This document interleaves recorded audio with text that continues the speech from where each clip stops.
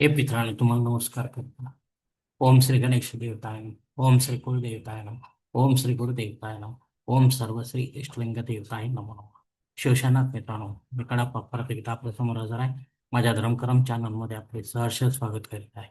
मित्रांनो, महेश नवमी या संबंधी मी आपणास या व्हिडिओमध्ये महत्त्वाची माहिती देणार आहे. तेव्हा आपणा सर्वांना माझी नम्र विनंती आहे की माझा हा व्हिडिओ आपण शेवटपर्यंत पाहावा आणि ऐकावा. मित्रांनो, महेश नवमी मंगळवार दिनांक 23 जून 2026 रोजी आहे. अर्थात शालिवान शके 1948 पराभव नाम संवत्सरे उत्तरायणी वर्षा ऋतू नीच ज्येष्ठ मास शुक्ल पक्ष. महेश नवमी आपण दरवर्षी साजरी करतो. तर नेमकी ही काय आहे महेश नवमी, त्याची कथा मी आपणास थोडक्यात सांगत आहे.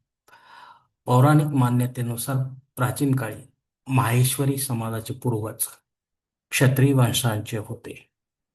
एके दिवशी शिकार करत करत असताना ऋषींच्या त्या आश्रमामध्ये गेले आणि त्यामुळे एक प्रकारचा गोंधळ निर्माण झाला. तेव्हा संतप्त होऊन ऋषींनी त्यांना दगड बांधण्याचा शाप दिला. त्यानंतर शिकारीच्या पत्नींनी भगवान शिवाची घोर तपश्चर्या केली आणि त्यांना शापमुक्त करण्याची प्रार्थना देखील केली. जे काही सर्व दगड बनले होते ते भगवान शिवाने प्रसन्न होऊन त्या सर्वांना शापातून मुक्त केले.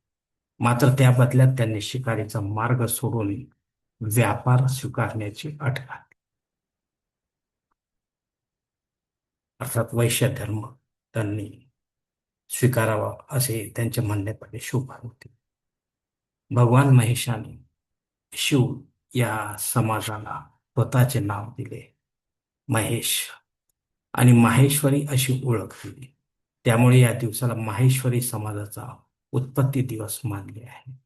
या दिवशी सर्व माहेश्वरी समाज भगवान शिव पार्वतीची पूजा अर्चा विशेषत्वाने करत असतात. मिरवणूकही काढली जाते बऱ्याच ठिकाणी. तर आपल्याला हा माहेश्वरी समाज गुरुस्थानी असल्यामुळे लिंगायत समाजाला अत्यंत महत्वाचा हा असा दिवस आहे. तेव्हा या दिवशी आपण माहेश्वर अर्थात जंगम गुरु मानून त्यांना आपल्या घरी बोलावून त्यांची पाद्यपूजा व अन्न वस्त्र रुद्राक्षमाला भस्मवडी दक्षिणा इत्यादी त्यांना द्यावे आणि काही आशीर्वचन त्यांनी त्याकडून आपण घ्यावे ऐकावे आणि ते आचरणात आणावे. धन्यवाद मित्रांनो. आजचा हा महेश नवमी संबंधीचा जो व्हिडिओ आहे तो मी याच ठिकाणी संपत आहे. आपण जर माझ्या मताशी सहमत असाल तर कृपया माझे धर्मकरम चॅनल सबस्क्राईब करायला करा. आपले कुटुंब व मित्र परिवार असं शेअर करा. तसेच कॉमेंट्स बॉक्समध्ये आपले मत अवश्य द्या आणि माझा पुढील व्हिडिओ आपल्यापर्यंत पोहोचण्यासाठी बेल बटन अवश्य दाबा. धन्यवाद मित्रांनो. पुढील भेटीपर्यंत आपण खुश राहा, आनंदी राहा, प्रसन्न राहा. हरिओम. शिवशंभू महादेव.